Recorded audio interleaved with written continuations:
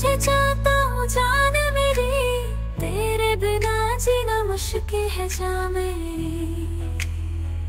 मैं करूँ इंतजार तेरा हर दिन, तू दिल की धड़कन मेरा प्यार का।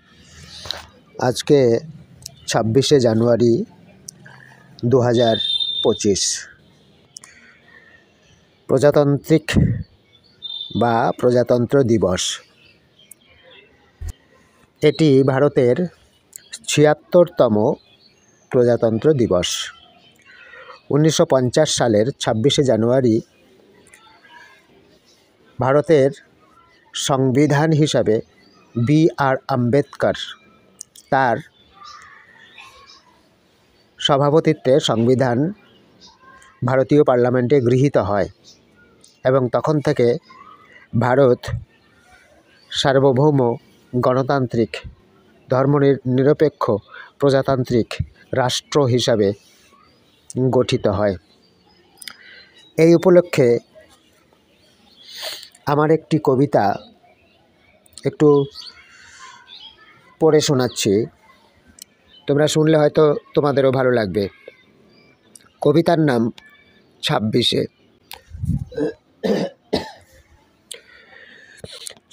জানুয়ারি পতাকা ফুলমালা শ্রদ্ধায় হালকা নিশান, শ্রদ্ধা ও মর্যাদায় ভারী। তিনটি রং হলেও ভেতরে রং বাহারি। স্যালুট স্যালুট স্যালুট মন এবং মানসিকতায়।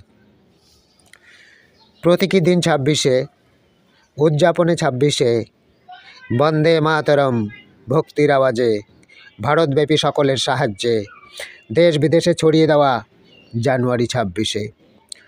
অনুপ্রাণিত হই আমরা, শক্তি আমরা বল, চেতনায় জাগরণে সংবিধান, একতা সাহায্য করো অবদান। আমরা জাগি মন মানসিকতায়, সঙ্গে আছে কল।